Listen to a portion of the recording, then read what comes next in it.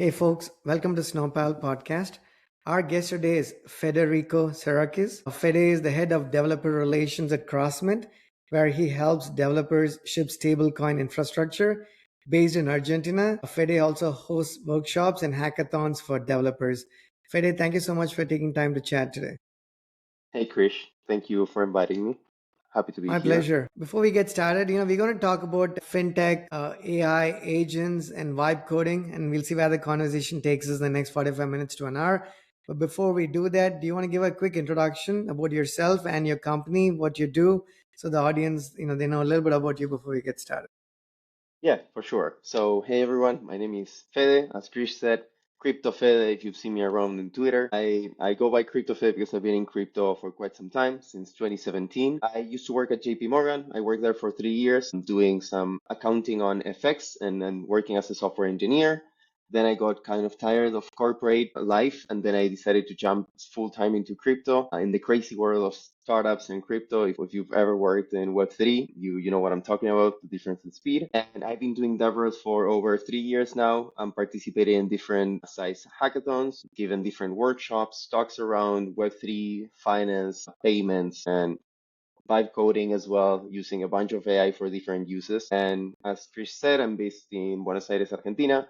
So I'm pretty close to the problems of inflation, international payments, and how crypto can actually change someone's life. So that's why I'm very passionate about it. It hits home really close. And yeah, I'm pretty excited to have a conversation today with you, Krish. And lastly, I work at Crossmint, Crossmint is an all-in-one platform where we provide infrastructure for payments globally using Web3 as our tool, our crypto as our tool. We provide wallets infrastructure, international payments for payroll, for neobanks, etc., etc. So we're going to talk a little bit about that as well. Okay, that was a lovely introduction. Thank you so much for that. That you do a lot of stuff there, so we'll get into, as much of it as we possibly can. So to kick this off, let's start with, we talked for a minute or so before we hit record about vibe coding, and you said that. Correct me if I'm wrong. One of the things you said was it is perhaps overused. So maybe that's not a bad point to start the conversation. So vibe coding. I think a lot of people kind of know what it is. If you could tell us how you use it, do you like it? Is it all that you use, like from a team standpoint? Most likely it's a combination of that and something else. If you could just get us into the topic, then we can start.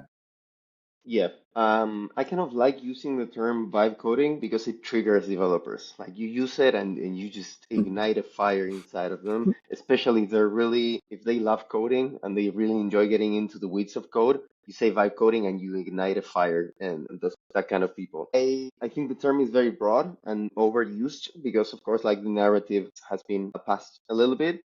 And I would call vibe coding right now any type of AI usage where you're not following closely the code, right? I think it's a spectrum. You can use a lot of AI in your process or not so much. Um, in my vibe coding talks, when I usually talk about it, I try to trigger the audience as much as possible, just telling them like, you know what, just let AI loose. Don't look at the code. Use as much AI as you can, and then just try and give like actual tips or guidelines on how to better use it and how to get better results, right?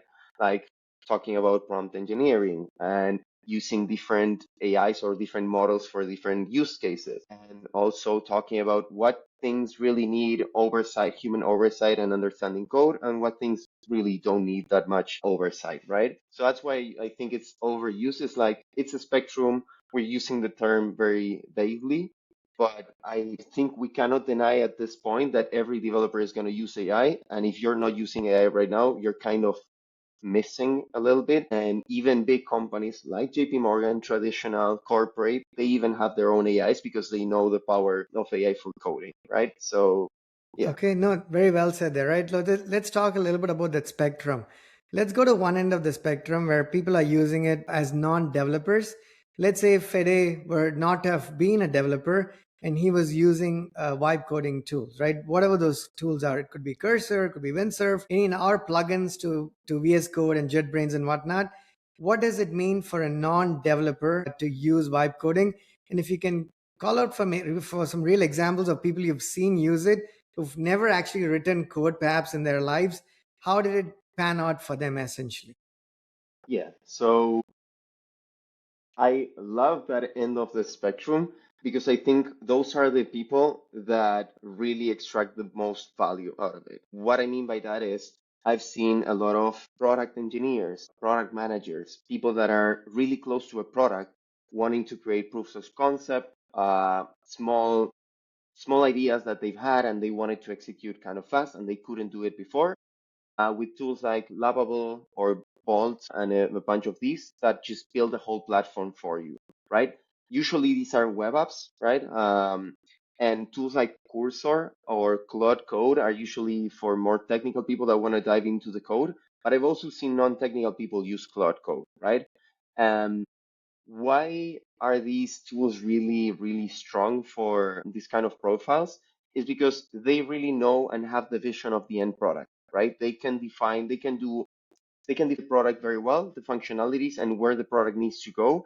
And they just need to learn how to use the tool, right? So that's where I think like vibe coding in the end of this spectrum is really strong, is that if you have a very clear vision of the product, of the functionalities, of the things that it should do and it shouldn't do, and you are very good at prompting and describing all of that, and you're really good at testing and covering all of the edge cases, then you're going to have a great time vibe coding. Yes, you may find issues with Supabase, or you don't understand how a database works or how to set the permissions correctly, but those are details that I think are going to get improved over time because and this is where I fight a lot with developers. I just love triggering developers. I am one, but I love triggering the hardcore ones. Is that most of the things that we do on a day-to-day basis that we're paid to do, we repeat them, right? We do over and over the same configurations. If you're into DevOps, you probably have scripts for setting up a new computer for you because every time you get a new computer, you install the same things, you do the same setup, so you just have a script for it. If you're building websites for other people, Krish, you're a CTO and you've probably seen this. There's a lot of solutions that you just not copy paste, but you know already what the process is to solve it in a specific case, how to set up a database, how to set up a certain server. So those things that are repeatable and generalized, I think are going to get better with AI so that people that are focused on the product can just focus on that, on the product, on the functionalities, on the value that it brings, right? Okay, you've articulated all of this beautifully, right? I'm just going to do a recap as we chug along. One, just to make sure I'm following along here, right? And then For we'll sure. we'll go to the other end of the spectrum. So a quick recap of what you said there, Fede, is you said, for product managers and you said product engineers who have a clear vision of what they actually want to be able to build, vibe coding actually makes a lot of sense. And you took some examples of tools like Lovable, for instance, and there's other ones in that space that are meant for people who are playing those very roles essentially, right? Who don't necessarily have an engine or a development background per se. You also called out for a tool like Cursor, and you said it's more geared towards tech people, but it can be used by product engineers and managers alike as well, even though they may not be the immediate target audience for those tools. You also mentioned that the expectation here is for the product manager to have a clear vision, as clear as possible at any given point of time. We know things are generally fluid in a lot of organizations, particularly in startups where things tend to change. But to the extent there is clarity, they have a vision as to what they're trying to build, who their end users are, who's going to be consuming the software that they're building. And if they have all of those things, then these tools can be quite powerful, right? Now, you also mentioned that it may, there are some nuances, right? The devil is always in the detail, as they say. So the things you would figure out as a developer, and the more you've done something, the more you tend to expect those very same things, and still you're subject to a lot of new things every single time, depending on the language or the framework or the versions of the frameworks or the languages that you're using, right? Things are always subject to change. So would that be kind of a reasonable recap of what you said there? 100%. You got it beautifully. Okay, thank you. So the next part of what I want to ask you is, but before actually we switch gears, do you see those product managers using these tools, let's say Lovable, for instance, how far do you see them take it? Prototyping is probably the least you expect for them to take it as far as, right? So, but do you see it go all the way to prototyping, or do you think it falls short of that, where they kind of need a developer to help chime in and fix some things here and there before they are able to do the demo or the showcase that prototype to investors or end users? And the second part of the question is, or do you think it goes even beyond prototyping where you actually seen people go to production without ever having a developer in the team? So I think it goes beyond prototyping, but you do still need developers in the process. I can give you a real life example. Like at Crossmint, we have designers, right? Like designers, they've never touched code, they hate code, they don't understand it. And I've seen them submit PRs to change our main website or our documentation or some other small demo apps that we have that don't align very well with the designs that they've done. And they can just take Figma and just give it to Cloud Code or like export some designs, and Cloud Code can just implement those UI changes, right? And they've done it with a bunch of different AIs that we're using, and that ends up in production. Yes, it's not developing our core products, it's not touching, I don't know, our core SDKs for wallets and stuff like that, but it's changing our website. It's not requiring a developer to go change that, right? So that really happens. And even more, we've had internal hackathons where a proof of concept built by someone that did not code ended up in an actual campaign that we used with marketing, and we ended up having a developer picking that proof of concept, completing a few things, and then shipping it as a production thing. Uh, Okay, so this is quite amazing because I mean, we could safely say that 2 years ago, something that like that was not necessarily possible, right? You know what I mean? You had to, people had an idea, they had to actually find money, whether they're bootstrap funded like us at Snowpal, or if they raised money, whatever be the case, they have to get some money, find developers, go through an interview process, even to get that very initial rough version of their ideas out there to even see if that makes any sense. They had to spend certain amount of money, and now depending on which part of the world they ended up living in, that money could be significantly different, but enough said that there was money being spent, right? And quite a bit of money, I should say, in many cases. And then they recognize that the effort did not make sense, or the idea was not viable, or it was just one of those brilliant ideas on Monday that died down on a Friday evening, right? So one of those types of things. But now that's not necessarily the case. But let's dig into the example that you said there, because it's very interesting. So you mentioned, non-developers going into submitting pull requests for some minor changes that they had to make to the web application. Now, can you walk us through what that process kind of looks like? And it's let's take two examples. Hopefully, they are not super manufactured because they are fairly, I think, alrighty examples in the real world. One is you don't have that piece of UI on a page, correct? Maybe you're adding a button. Maybe you're adding something that those components actually do not exist. That's one use case. Let's say it's nothing complex, but perhaps you don't have that component in your design system, right? Maybe it's not there on this page or any other page, and it's fairly new in that sense. How would that non-developer go about doing it? And then the second part of the example is, let's say you have a repository. In the first case, I'm also imagining that your repo is not essentially flushed out, or maybe it's flushed out. You can make any assumptions you want to make here, Fede. The second part of my question I want to ask you is along the same lines. What if you have an existing repository that's been in production for a while, for a little bit of time? So it's code that is in production. So the changes that have to be made are not like a new set of files that come about, meaning you are worried about regression, right? It's not like a new page, and if it's broken, it didn't have an impact on the other pages. Now they would actually be touching a piece of the code that could actually rock the foundations elsewhere in your product base, right? Do you actually have non-developers not touch one of these, maybe the latter, or does that not play a role in the context of vibe coding?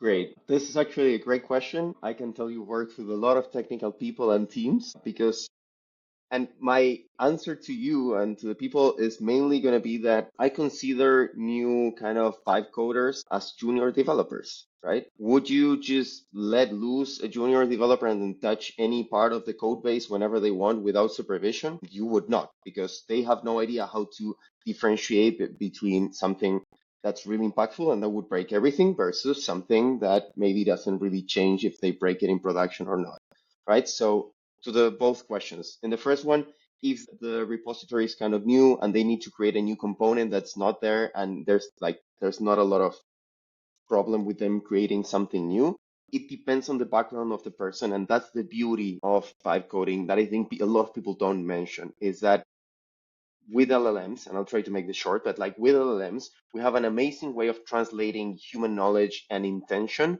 into specific action, right? So a designer may have it easier for them to go to Figma, design a button, put all the properties that it should have, and you can export that, give it to Claude Code, and then Claude would almost perfectly to the pixel implement that into the code base. And I am pretty sure that it would do it even better than most junior developers, right? So that's what a designer would do. Now, a product person that maybe doesn't know how to use Figma very well, maybe they'll just go to Claude, create a very detailed prompt on what they want, and just ask Claude for two or three different versions, and then start deciding and iterating over that until they have a great result. Now, on the second hand, if you have a very complex a very complex code base that you need to create, like for adding a new button, you need to use existing code and existing patterns. Cloud Code is amazing for that because you can just give it a code base and just tell it, hey, I want to add a button here. And I hope it probably will tell you that it will, like, if it sees examples of other buttons and a good coding pattern from the start, it will easily pick up on that and use the patterns that were used in the code base, even if they are not really great, which is what a senior engineer would do, right? If you're, if you see, you get into a new company, you have a very complex code base, and they ask you to do something small, the first thing that you do is look for other examples in the code to replicate that and not just reinvent the wheel or just do it all over from scratch, right? You would expect someone to use the patterns that you've been using in the code base, and that's what AI does a lot of the times instead of just inventing things from scratch. Can it hallucinate? Yes. There's a lot of things that could go wrong in both processes, and that's why I think we still will need developers to be checking stuff. But and a big but we're good, right? Like with both answers, I think like this is the beauty of AI is that we're creating this gigantic adapter that just transforms every human knowledge and way of communicating into one result, which is creating a button in a new code in a code base, right? I think I love your answers. Clearly, as somebody who's doing it, I love the specificity of your answers. So much appreciate you going into the weeds of these responses, right? Because they make a lot of difference for developers who are listening to this or watching it, right? So appreciate that. So let me ask you a couple of more things there. So you said, much like a senior dev would do, when you start on a new project, or work with the team, even in the same company, on a repo that you have not worked before, there's a couple of things I've done in the past, which is, before even I look at the code base, you sort of look at the tickets that are open, right? The bugs that are open against that repository. So that gives you a good sense for what kind of repo it is. You don't even have to know whether it's UI or API or backend or middleware or whatnot. You just look at the types of tickets, and you sort of form a design pattern as to, what, this seems to be the weakest link in the repo that you're currently working on, right? Something of that nature. And then you start looking at the code base. You want to make some small changes, get your feet wet. I always tell people, junior devs or senior devs, before you end your day one in a new project or a company, you've got to have something committed. And this is pre-AI days, right? I'm not talking about AI where it's doing a lot of the writing of the code, because then you sort of get used to the world that you're going to be living in. You get acclimated to the code base, the process. How do you commit? What is the pull request? And who are the people who are reviewing it? Is it humans or non-humans? And a number of other things. You mentioned in your great example there, Fede, you said Claude can do a pretty phenomenal job there, right? Because it looks at existing design patterns.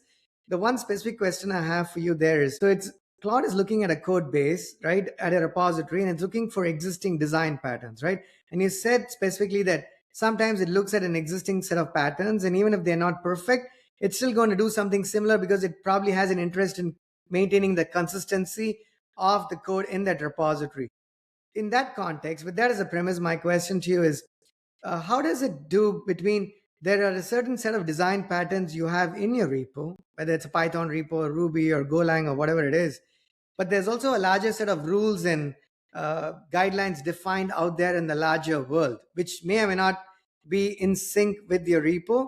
How does Claude draw the balance there between, hey, Fede, you might want it to be this way because I see these patterns, but perhaps people are doing it slightly differently these days. How does that work? Great. So I'm not gonna give you an answer on that. I'll give you my thoughts on kind of what I think about this. So I don't really know how Claude balances that, but I do know, like, this is to introduce you to what I think the future of developers is, right? Like, my job as a developer is to detect trends on how developers interact with code, right? How they develop. To me, AI is no different than IDEs or whatever new tooling or debuggers, right? Like, before the debugger was invented, people would have to just manually find ways to follow the execution of the code, right? Even you would argue that with IDEs and all the functionalities, even, I don't know, replacing the name of a variable and just finding it on the file and replacing it, that would make developers less, I don't know, less, not so great with code. Like, you're letting tooling replace your brain function. So with AI, and to your point, is we as developers need to learn how to use this tool in the best way possible.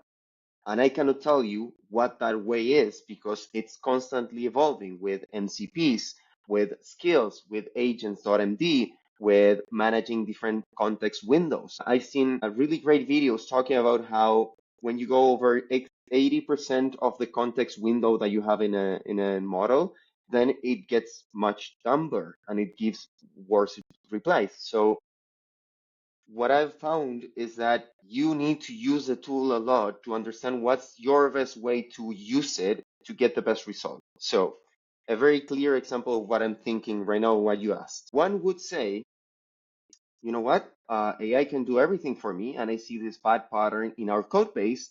There's a new coding standard that's out there that people are following for Python, for object-oriented programming, for Java, whatever it is, a new API schema, whatever, right?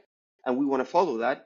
Okay, instead of following the old pattern in this new feature, I will just use the correct new standard in the industry and then change all the rest of the code base because AI can do that. I'm gonna get a PR with 700. I'm gonna send that to my tech lead, and he's gonna hate me, and he's gonna be like, "No, you know what? I'm not gonna review this. There's no way there's no humanly possible way that I can review this to a degree that we won't break the whole code base, right? So, no.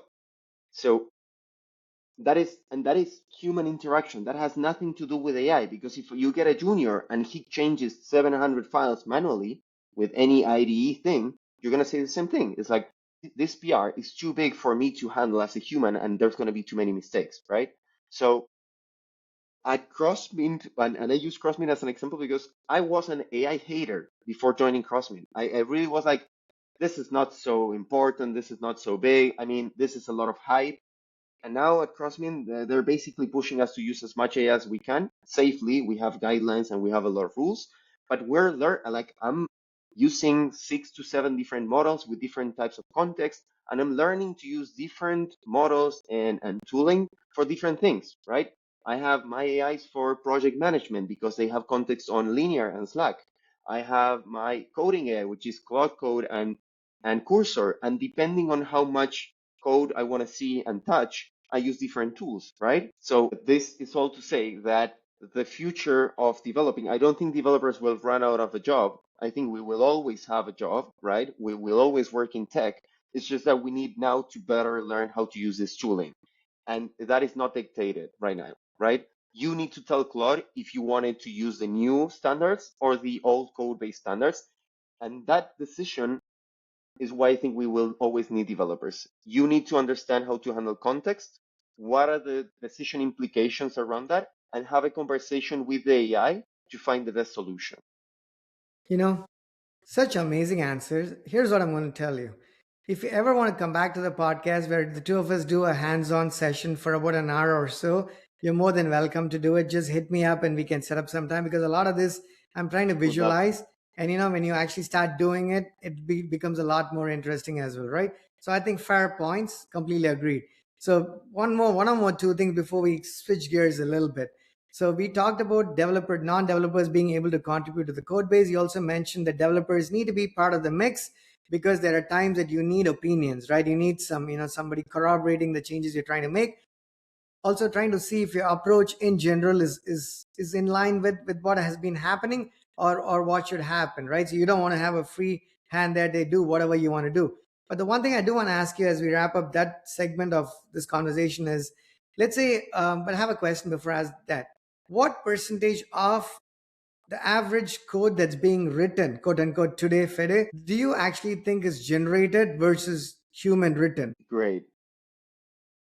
This is completely like making up a number, 100%. But I would say right now it must be around like 40%, Okay, 30 that's to a very 40%. conservative number. It's a very conservative number, right? I've heard much bigger numbers, where the Anthropic co founder, I think he said like 90% of most code is going to be generated Yeah, or something along those lines, right? I can justify my answer honestly. I'm saying 30 to Go for it. 40% because okay, so I Crossmint has around like 60 plus people who are kind of a startup, growing fast, but like still startups. And I know a bunch of different startups.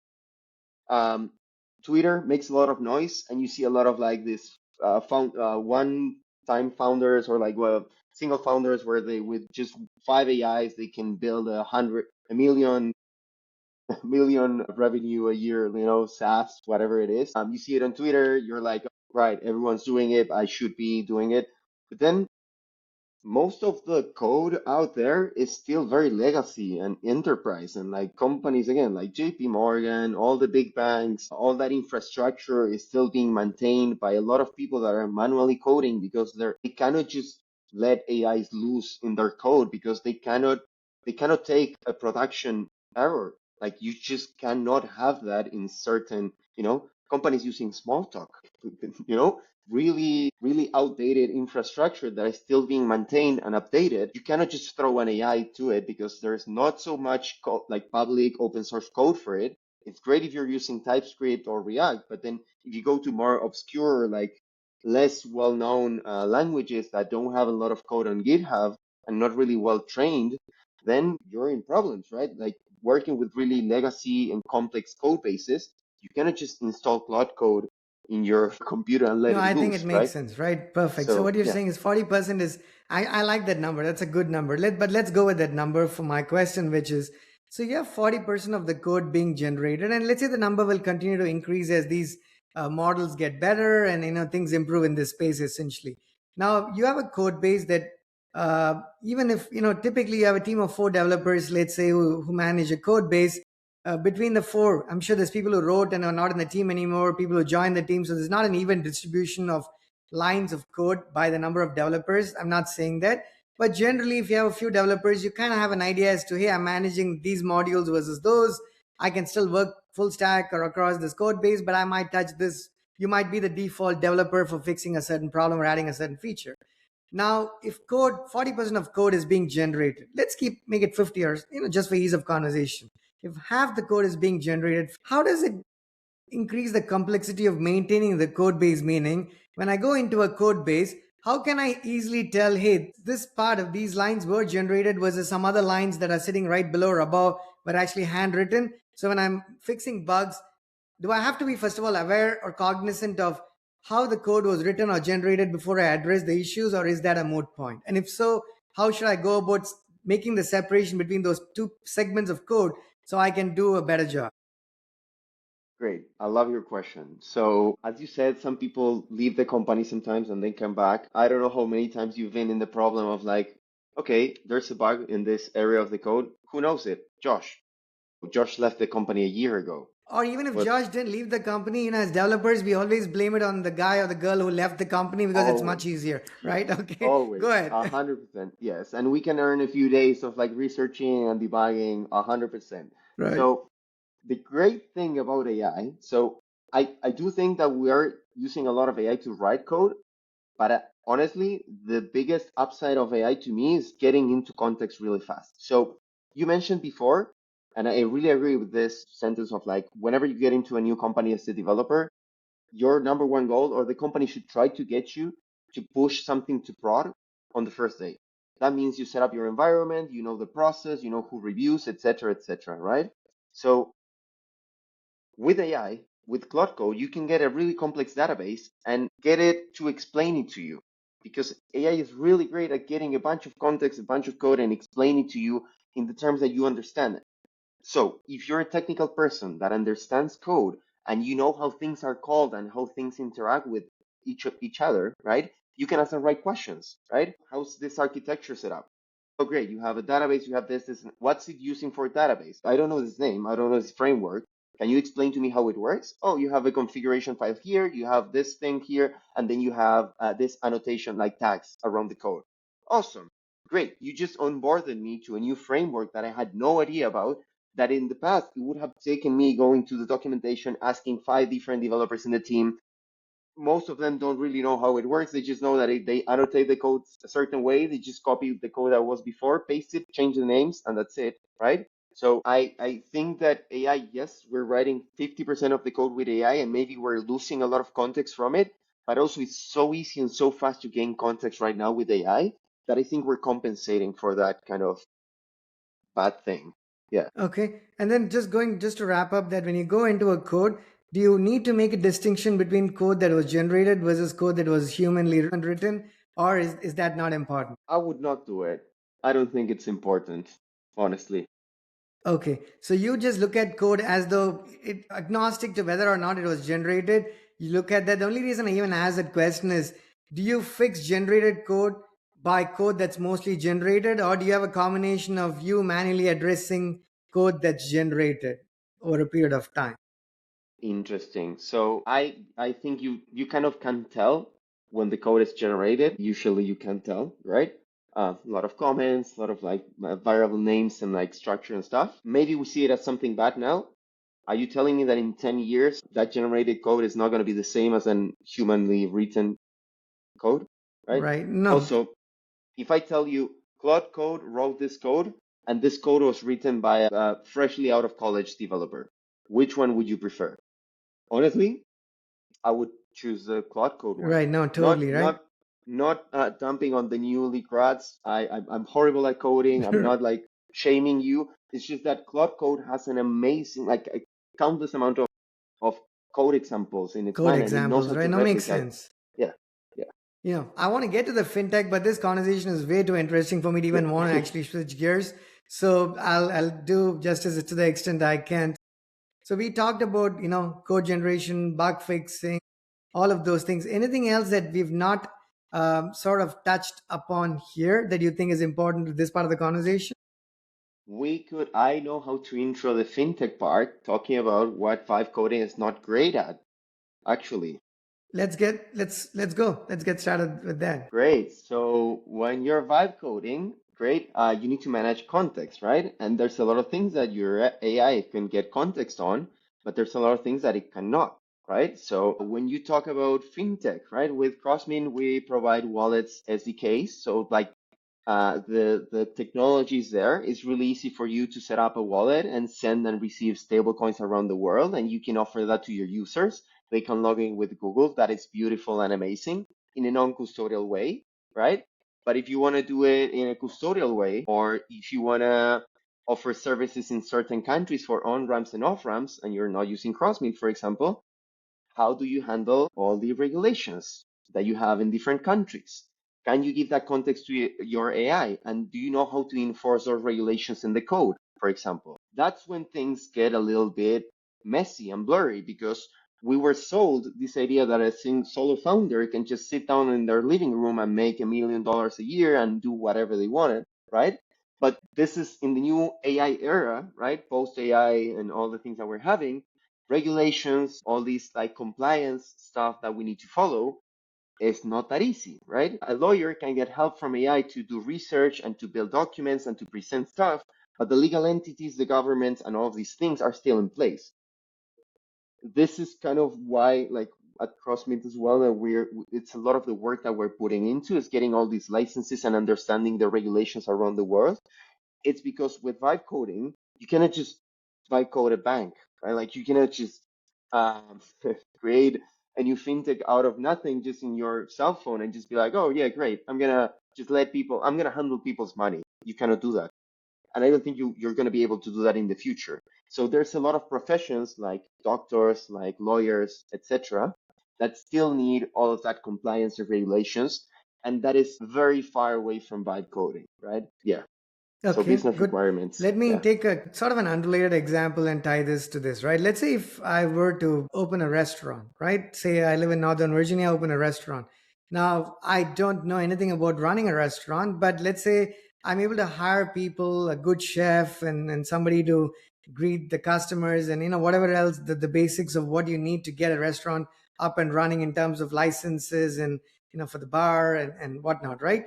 And let's say I start managing this restaurant. I don't know if it's a great example. I'm going to take it regardless. I can still do it without knowing, without ever being in the restaurant business, right? Let's say I was never a restaurateur. I just ended up hiring a bunch of people who know this, and I've sort of started to manage this. If I take this to the engineering world, Fede, right? Maybe this is a decent example. Maybe it's not. Feel free to share your honest thoughts on this. I look at myself in a vibe coding standpoint, right? Or in a situation where I'm not a developer. It's almost like I'm the vibe coder at the restaurant, running or managing the restaurant, with a bunch of other people sort of knowing what they are doing, but I have no idea what they are or what they should or shouldn't be doing, right? So let's say my intent here is to run a software company with the least number of developers with all of these AI tools.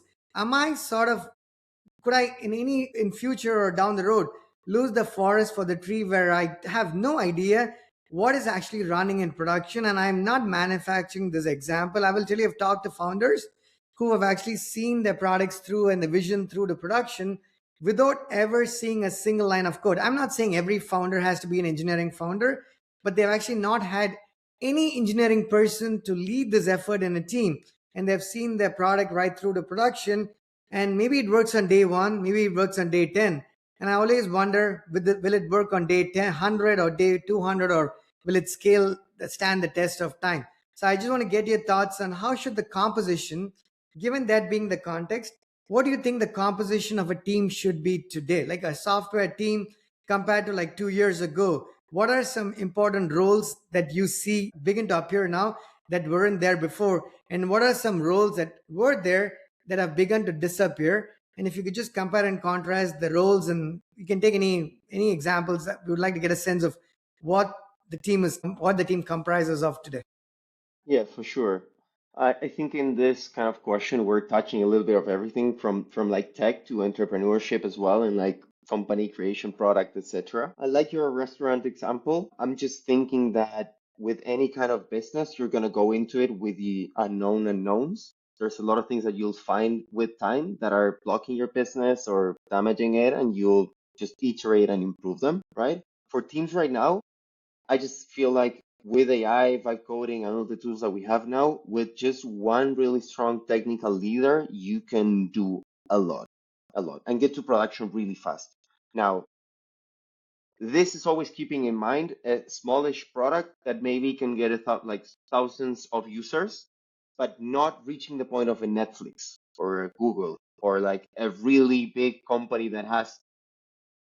And why is that, right? I Now, think I'm going to people interrupt need you to, there. yeah, Sorry, I'm going yeah, to yeah, interrupt you there.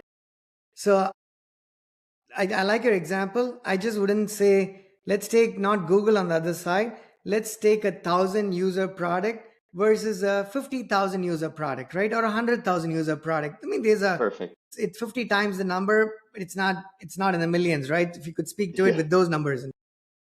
Perfect. In that case, I think there's no difference. Like before AI, you would need a bigger developer team or hire an agency that would help you scale just because the amount of features that you had to put, the amount of bugs that you needed to do, the scaling issues that you had, and then the operational stuff, right? So I maybe you agree, maybe not. From a technical standpoint, it's usually not the case that the issue with the startup is a technical problem.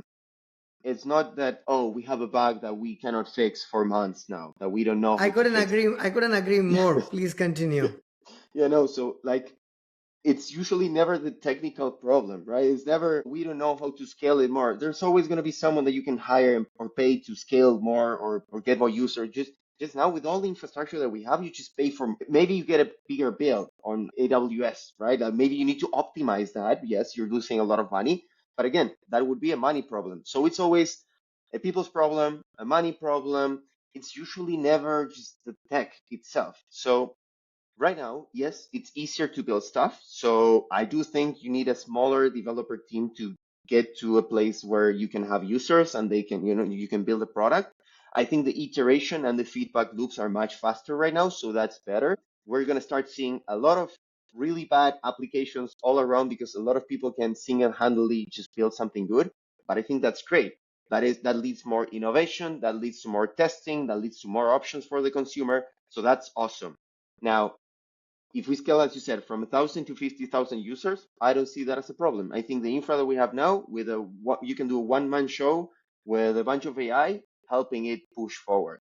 Now that person needs to be really good with AIs, right? And yes, there's going to be security issues. Now, that's why also I'm bullish on the security industry in general, because I don't think they'll ever run out of a job. There's always going to be more and more technology. We're going to be delegating more and more. So understanding how to handle those permissions and manage AIs in a safe way for your product and your users is going to be really, really important. And it is today. Uh, Okay. So what are some roles that you think in the from the last 2 years in a very standard development team, right? Let's take a full stack dev team. What are some roles? Do you see any roles as having disappeared at the point of this conversation? rules that have disappeared that used to be a thing. Right. Okay, so, well, I would say, for example, this thing of the front end dev and the back end dev, I think those definitions are getting blurry. I'm seeing at Crossmint, for example, I see DevOps changing things in front end because they just prompted an AI So and does they it know how mean to. so Yeah, Fede, does it yeah. mean you're saying if you don't see a separation between front and back end devs, are you saying you're seeing more full stack developers compared to devs in the past? Yeah, I kind of see those lines getting blurry now. Like I see more people touching Okay. everything. Yeah. I'm going to throw a bunch of related quick questions at you there. Yes, let's go. Do you need somebody? Do you need a traditional tester? Would you hire a traditional tester anymore? I'm sorry, but I need to say, like, so, like, I would, just because we're at a turning point right now. I think you need the tester because you need someone with the brain thinking about how to break the whole thing. And I Okay. don't think that comes with developers or product engineers or any other type of role. I mean, Yes. let me play the devil's advocate there, right? Yes, As a let's go. developer, when you write code, you believe it's better than code that other people write or code that you've written in the past, but we all know how it goes.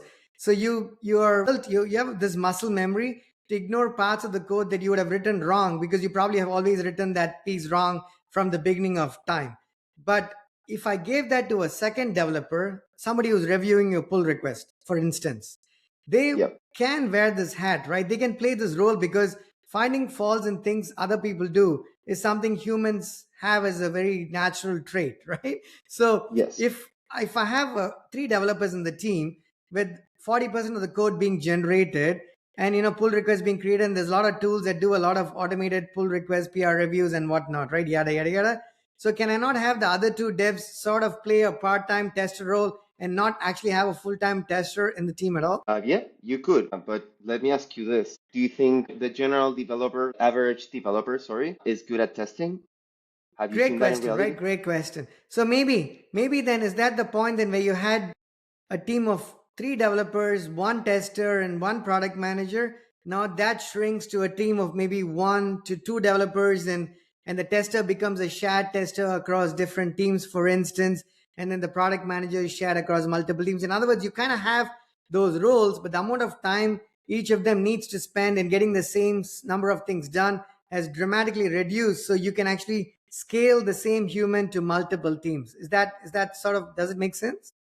I like that approach. So you're stepping into a place where, you know how people think that AI is going to take our jobs and like we won't have an economy anymore. I don't know what people are Right. thinking. Great. I think that is very stupid.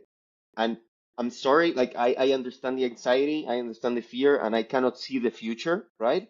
But more productivity does not mean less jobs, right? So I do see a tester that instead of coming in and working 8 hours a day in the same company, just testing things manually, is going to come in, automate the workflows for your specific application and how your team works and setting everything up. And then with minimal supervision, maybe be working in 4 or 5 different companies, for example. Okay. Makes sense. Yeah. And let's say we at Snowpal, for instance, right? One of the things we do is create APIs and publish them on AWS Marketplace for other Mhm. businesses to integrate and build software in quicker time with AI and whatnot.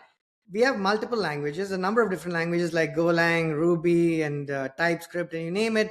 It's somewhere in the mix of things, even as a startup. That being the context, Fede, this is the question to you. Traditionally, if we want to make some changes of, let's say we are working on building this next FinTech API, likely a Golang API. Could be Python, but it's mostly Golang as well. We would have traditionally looked for a Golang developer if we needed somebody more to help us build this. Has that changed now? And here's what I mean by that question.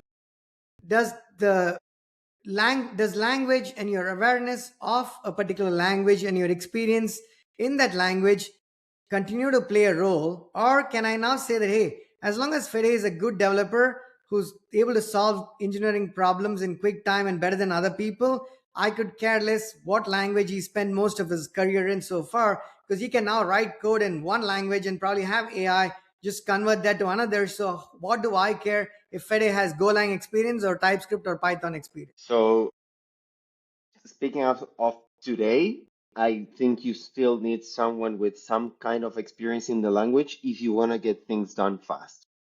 If you tell me, or you have a year to just build this API in Golang and you have no experience, that developer in 1 month is probably going to have a really good output and even better with supervision of someone that understands the language, right? I've written things in some languages that I have no idea about for like for workshops and stuff, but I do have to research best practices and like know how to prompt the AI to get a better result. And it's the black box to me if I don't know the language. So I would be missing that human supervision. But I think if you have someone that have at least knows a little bit about the language and like good practices, but is not very proficient or fast at it, then that's not an issue, right? Like familiarity with the specific language is not super required right now. And as I said, like learning and context awareness, like getting context fast is easier than ever. But I Okay, still think you need an expert, at least in the today, team right? somewhere. But let's Yeah, say a year down the road or 2 years down the road, do you think I think that's going to notion of change. language is going to reduce, right? It's not that important. I think so, yes. Okay, and then the second part of that question is, as a junior developer or as senior or it doesn't matter. You are required to write good code, right? You're not in college anymore where you can write code that works in production and this the page looks all right and it does the job, but it needs to be production ready code, right? We are all taught this. Now, what is production ready code? Production ready code is different from one organization to another, based on your linters and your standards and how anal your team members are. A PR could take no time in being approved, or a PR could take forever, and you're like, oh, you have a sigh of relief that eventually got approved. Now, with that as context, the quality of code that you write, how important is it? Because can I now behave like a college student for the most part, where I write code or generate code and write code, a combination of that to get something working, and then run it through a set of agents or tools to actually make it better and be more in sync and consistent with the code base, and actually not worry about the quality of what I'm writing, because I can write something that's functional and have a tool, a machine, an agent convert that to actually production ready code. I love that way of seeing it. And so if you're learning, this has been the $1 million question ever in software engineering is like, where do I start? What language do I learn first? Right? Like where there's so many things. That's why, again, I think developers are not going to run out of a job. You need to learn the fundamentals and understand high level how things work, right? Python versus TypeScript, it has pros and cons, but it really doesn't matter when you get into a company. As you said, the definition of great code changes from literally from company to company and even to from professional to professional, right? So to me, a great developer learns about that context and adapts to the code base and the people around it in the best way to create less friction, right? The least friction possible. So I see that already in production, right? What you mentioned of like, I'm going to write some code that is functional, then get an AI to beautify it, right? And we had things like we were testing an AI called Reptile, which is a PR reviewer. It basically reviews your PRs. You can set up rules and it will check the code for these rules, kind of like a linter, but with AI and for general coding things. And it also learns with the PRs and comments over time. So we also have another AI that could pick up those comments and make the changes required by that reviewer AI. So you start having agents that start patching all the things that could go wrong when you submit a PR, be it with the linter. Then you have an AI reviewer that checks like the general styling of the PR and if it makes sense. And then you have another AI that could go in and fix stuff. So I totally see a world where what you mentioned of like, hey, you know what? I'm gonna make something functional and that is complete, and then get a few AIs to improve the code and make it adaptable to the code base, right? Okay. 100%. Okay, makes sense. So I want to go back to one of the things you said earlier, and I kind of agree with that, but I'm going to pretend to disagree to some extent, right? Yeah, let's go. Just to get the other side of this perspective. You said, becoming more productive does not mean fewer jobs, right? That there is anxiety out there in the larger world, but you had mentioned, I'm paraphrasing what you said, Fede, is you can do things faster, you can do more things, doesn't mean you need fewer people, you just mean you can get more things done. Now that's a fair argument to have, and there's going to be more entrepreneurs. More people can become independent, things that they could not have ever done without a developer, they can do. You mentioned not just prototyping, they can go further beyond that. Something you mentioned earlier, and I'm going to pretend to disagree just to get your perspective on the other side. You basically mentioned that there is not going to be a dearth of the need for developers is not going to dramatically drop because of productivity increases because you can build more stuff and get more things done. I agree, but I want to keep this in context because you've probably seen the recent layoffs, right? Amazon laid off 15,000 people in their corporate offices, and that's been happening. The kind of mass layoffs have happened. I think Microsoft probably had one not too long ago. Now, these are hyperscalers who are spending hundreds of billions of dollars of capex on AI on a quarterly basis, right? Or an annual basis. Every time they report earnings, they report these big numbers, and they are defining, uh, you know, terms of this engagement, right? They are laying the roads and laying the foundation. If it's not like there is dearth of stuff to do, I'm pretty sure at AWS they have to compete with Azure, Google Cloud, and whatnot, right? But they're still able to let go of 15,000 people, which tells me maybe there's two parts to the story. One part is sure you can get more stuff done, but maybe the number of more things you want to get done is not increasing at an exponential pace to keep up with the number of developers that are already in place. So maybe there is a gap. How sizable that gap is, only time has to tell. But I've seen founders of large companies come and say it. I mean, they don't have, I cannot see why they would have an ulterior motive, but if you took what they said as truth or even with a grain of salt, is it possible that we have 100 developers out there in the world today? And maybe even with all the productivity increases and all the new businesses that are going to come into play, maybe we only need like 60 developers. Is that possible? So this is a great point, and I just wanna take like a brief moment of like, I understand that the market right now is not easy. I have a lot of friends that are being laid off or that are looking for a job, junior developers that are getting out of college and just trying to, find their first job. Like, I feel you if you're in that situation. I understand that. But talking about like general tech trends, there's always been layoffs, and big companies move a few, like they try to move before things happen, right? Right now we're in a global context that's kind of complex. There is fear, as I told you, like some people fear that AI is going to take everyone's jobs, and whenever these big companies can't, like, this is how I see it, right? This is not maybe the reality, but how I see it is that a lot of these companies have big periods of growth as well where they hire too much, and we never talk about the period where these companies hire too many people, because that's a good thing, right? So it happens a lot. And if you're in the startup world, you probably see this. It's important to pick the startup that is not growing too fast, because if they hire 50 people on a single month and they just duplicate their headcount every month, something's weird is going on. Like, there's no way you can onboard that many people and make them productive in such a short time.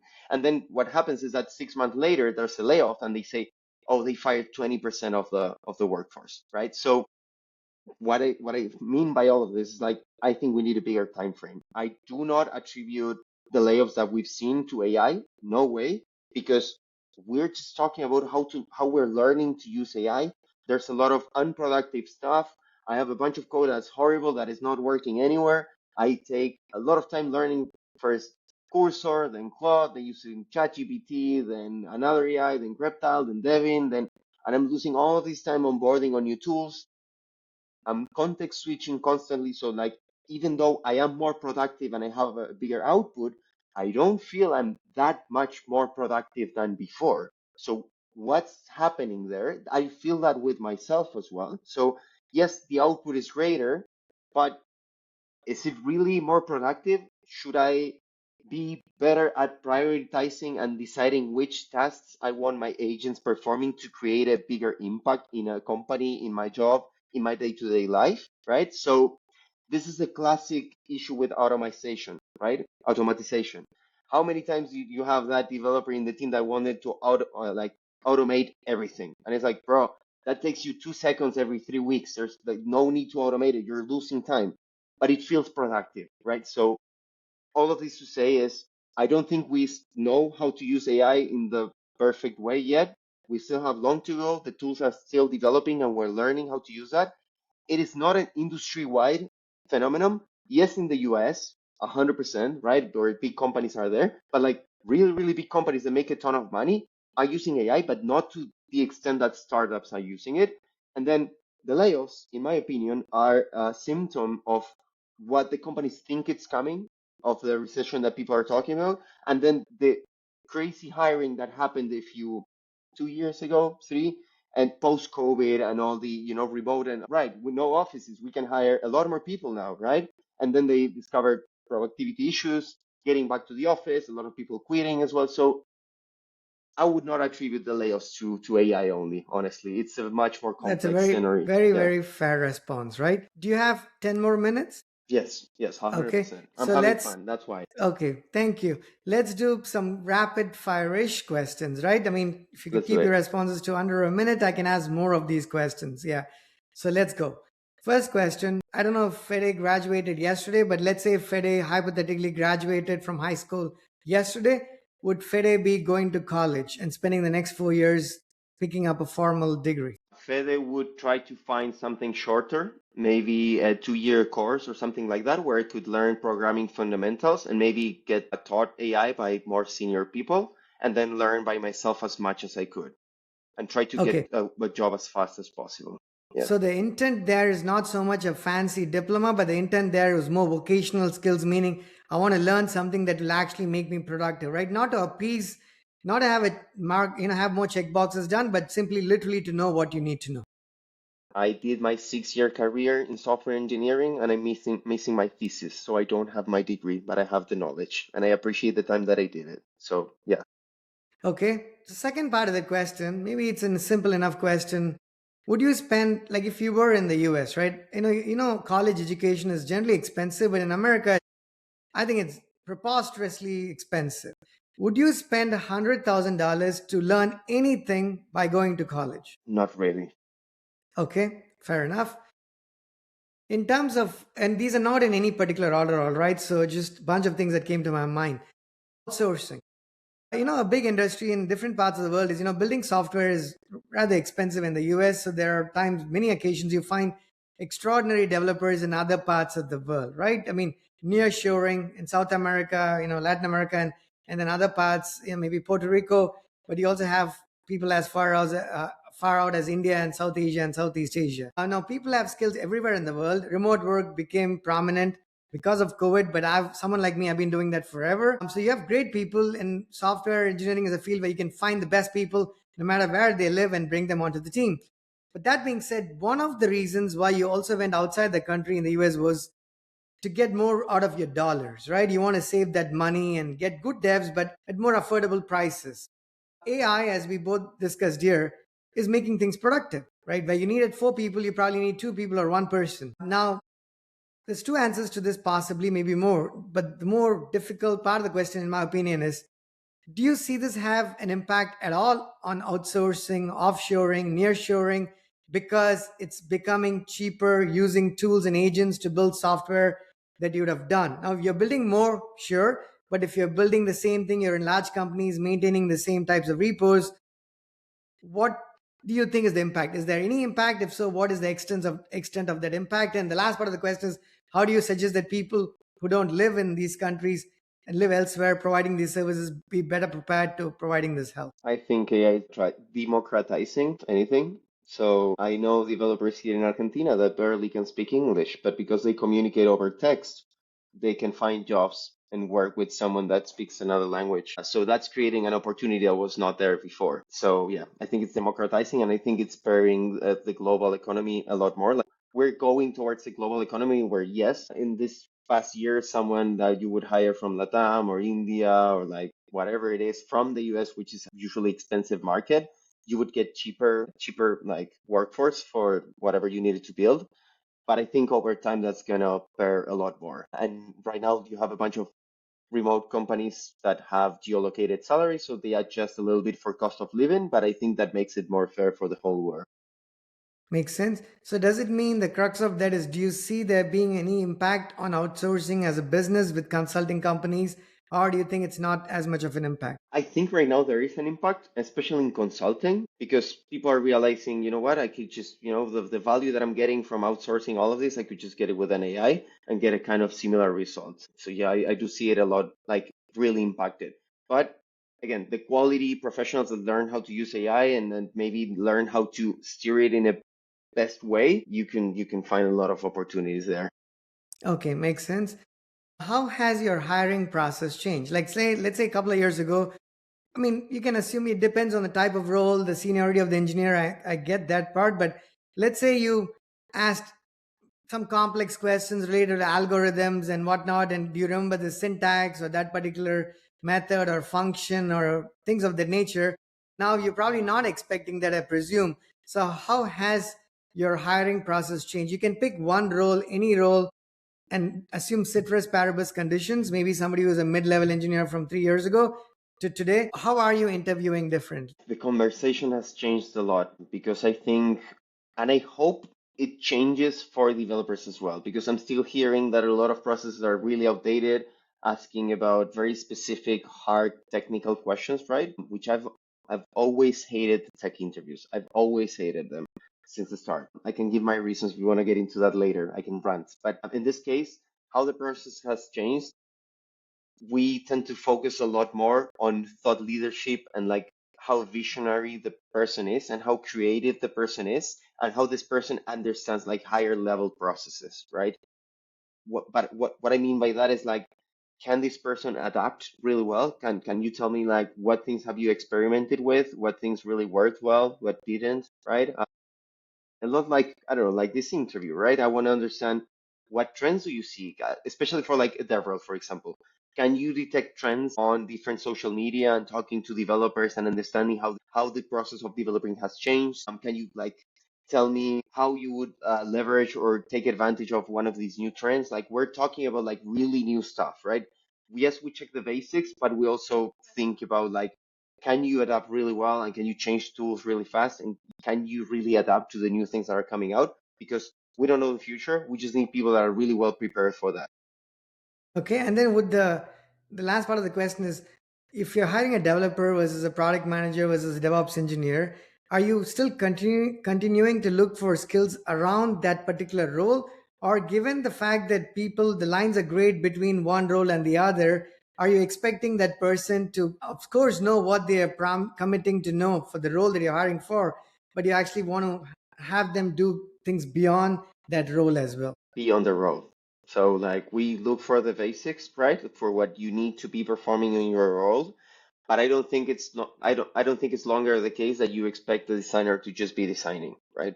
You want that person to just play around with an AI and create a proof of concept for something or just test a new tool and create something new. So I do again, as you said, I think the lines of different job positions are getting blurry and we need more Swiss knife people that can, get out of their comfort zone and just do a little bit more and different stuff. Okay, perfect. I have like, I think, two or three questions left.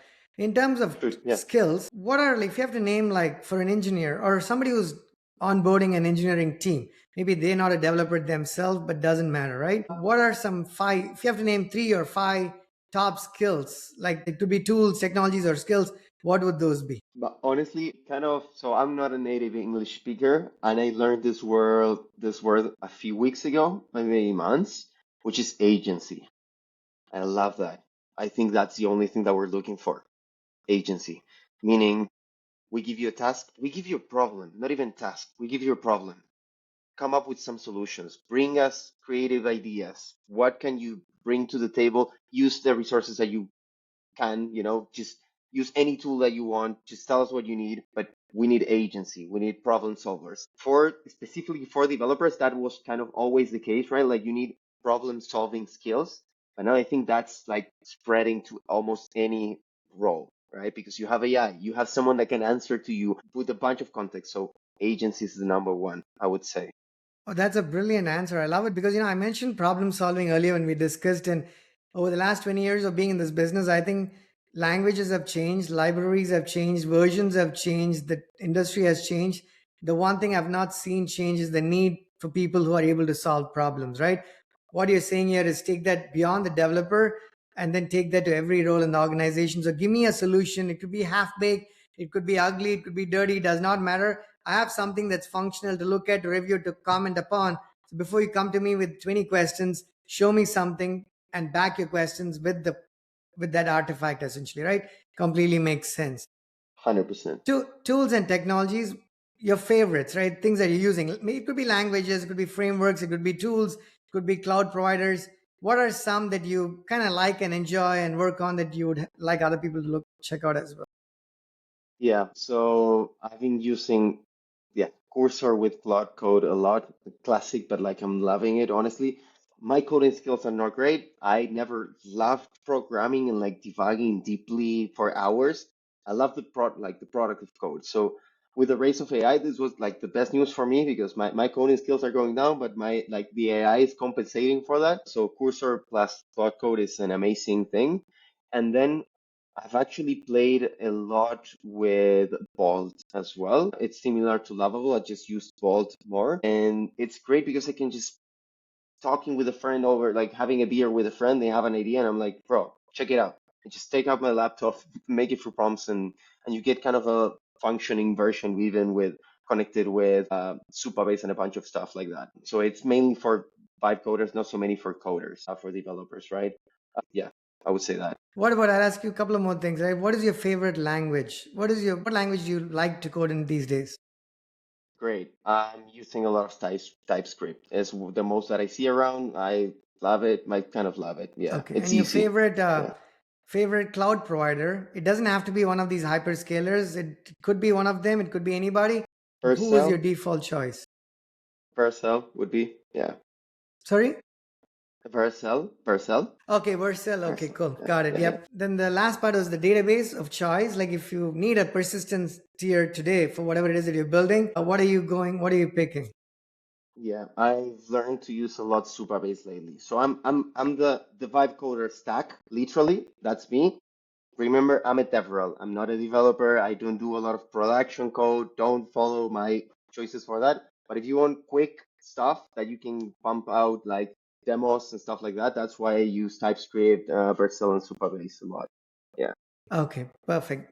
I think I've asked you a bunch. You've had some brilliant answers because you clearly are a smart dude who's doing this in the business of doing it.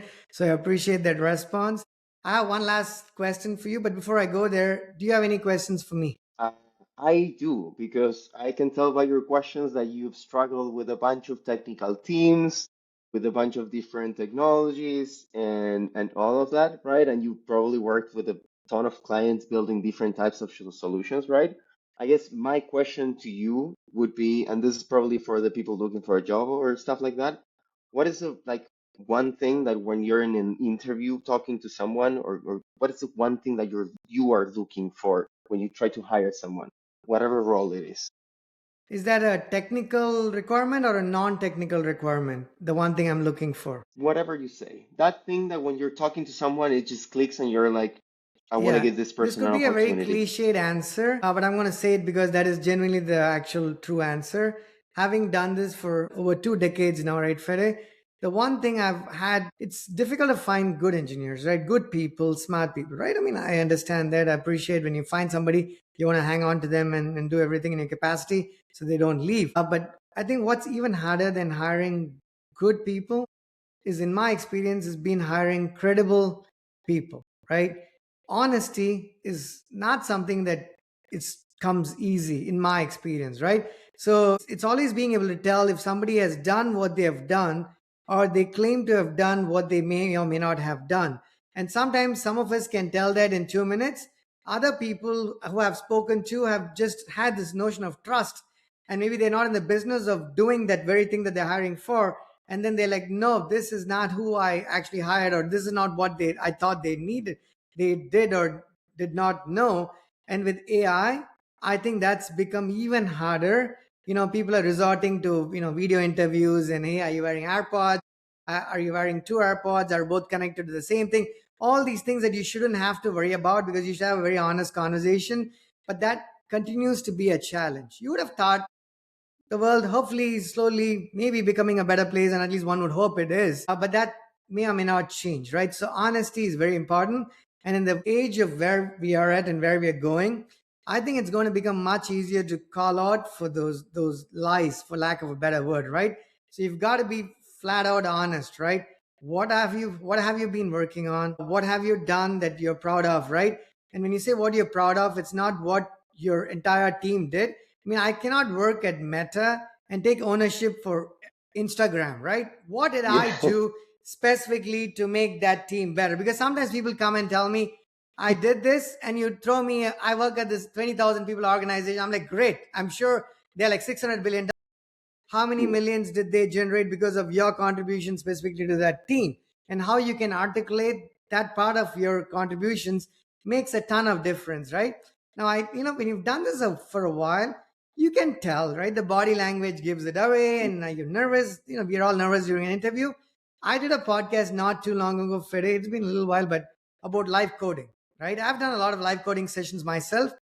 I know developers who are 10 times better than I am, who would never pass any live coding interview, right? Which means Yeah. I always thought, you alluded to it earlier, right? I've always thought that the system of interviewing was only geared to certain kinds of people in terms of personality, and it was not actually democratized by any form, way, or shape.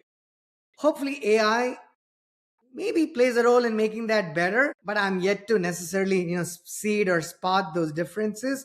But I Yeah. think people ought to do what you enjoy doing, because given how easy it is becoming to do things that were harder years ago, if you end up doing what you don't enjoy doing, you're going to do it rather poorly.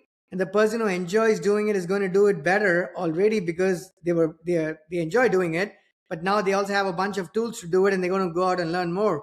So you're going to put yourself in a precarious position. So I think this could be coming from a place of somebody who's much older than you are. But I think peace is a critical part of life too, right? How much of it Yeah. you need changes by where you are in your career, right? I understand that. But as you do something for a while, you start appreciating the things that you may have taken for granted in other phases of your life, per se, right? I didn't mean for that to be a philosophical answer, but No, it I just love it. ended up being one, essentially, right? Hopefully some part of that made some sense. I that no that that was awesome. Thank you for the advice. Honestly, I hope people listen to that and just appreciate it. For my experience, I also agree. I've done much better work, and I've been much more appreciated. I've made more money by looking for something that goes with my personality, my way of being, and what I like, right? At first, I wanted to be a developer. I did software engineering for 6 years. I did a bunch of coding interviews. I hated them all. I hated live coding. I got nervous, but I am Argentinian as well, so I know how to lie, right? I know how to deceive, No, you're right? brilliant. I could. Sorry to interrupt, but I've worked No, no, with please. folks from in one of the projects that I worked on a couple of years ago, maybe 3 years ago, maybe a little bit more. I worked with people from Argentina, absolutely wonderful people, right? So you're a great reflection of the people of the land. Amazing, Appreciate amazing it. people. And I've not been to South America, but every time I see any videos of it, the landscape is just absolutely brilliant, right? So I want to end this podcast with a couple of learnings about Argentina, but going to ask you the standard question that I end the podcast with, which is, what is your favorite food? What's your comfort food? You've got to name one dish. What would that be? And maybe you have to explain that as well. Okay, as an Argentinian, this is kind of easy, but my comfort food is milanesa con papas fritas, which means milanesa with French fries. Milanesa It's basically meat with apple, not apple. It's meat with breadcrumbs all around and fried. So similar to, I think in Germany they call it schnitzel, if you know that. So it's very similar to that, but you have meat and chicken version. Why I love this? Because my mother used to make them. Every Argentinian had this all their childhood. So yeah, I just love it. I could eat it every day for the rest of my life. What meat is that? Chicken? Depends on what you can have, chicken and or beef. I like the beef one most. Okay, lovely. As a vegetarian, I'm probably never going to be able to try that, but it sounds pretty cool. Pretty good. You can have soy milanese as well, like The other like vegetarian the version of it. vegetable. Yes, 100%. Lovely. Yeah. And then this is not a standard question, but since I'm always fascinated by South America and I've worked with people in Argentina, a couple of things you could tell for people who are watching this who've not been to that part of the world. Anything that you want to share? Great. Yeah, of course. Other than inflation and corruption, which is things that are usually popular from Latam, I really recommend you come here, any Latam country. All of us have different, of course, different people, cultures, and stuff, especially in Argentina. I'm from Buenos Aires, the capital of Argentina, but we have everything someone would like. So if you like big cities, with really welcoming people that want to chat to you and you want to meet a ton of foreigners and locals and you want to share a coffee on a Sunday with a great weather and sunny evenings, then you should come to Buenos Aires 100%. If you like sceneries and like the mountains, we also have space for that. In the south of the country, you can also ski. So if you love skiing, if you like snow, if you love mountains, trekking, or rock climbing, we have great stuff for that as well. In the north of the country, we have like really big and open spaces where you can do a bunch of sports as well.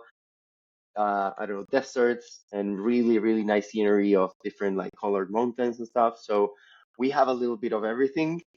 You can just take advantage, come here, go around Argentina. It's a very big country with not a lot of people. So yeah, more than welcome to come. And yet people are going to be really, really friendly with you for sure. I have no doubts about that. Hopefully we can find some of us can find our way there at some point. This has been absolutely amazing. Fede, thank you sort of very much for taking time to have this conversation. By way of reintroduction, I'm going to let you have some closing comments here. But before that, I want to thank you, Federico Sarquis, the lead DevRel at Crossmint. We talked a number of things, and I've had a number of learnings in the last 1 hour.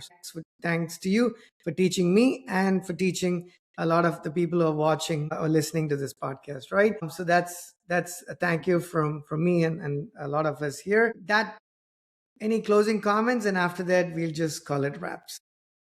No, just thank you very much. This conversation was super, super interesting. Happy that you learned something. I also learned a lot from you, Krish. Great comments as well. And yeah, happy to join anytime. And if you want to hit me up, you can talk to me in Twitter. Probably we're going to leave my LinkedIn somewhere as well. So just feel free to reach out. And yeah, if you want to try out Crossmint at any point, if you're building a neobank fintech or you want to explore more Web3 stuff with easy SDKs and APIs, also just feel free to try it out. And yeah, it works great with AI. So just prompt your AI of choice and see what happens. Lovely, right? We'll include the link to your LinkedIn profile and to Crossmint as well. And folks, with that, I'm going to thank Fede for taking time. Until next time, thank you. Thank you all. Bye bye.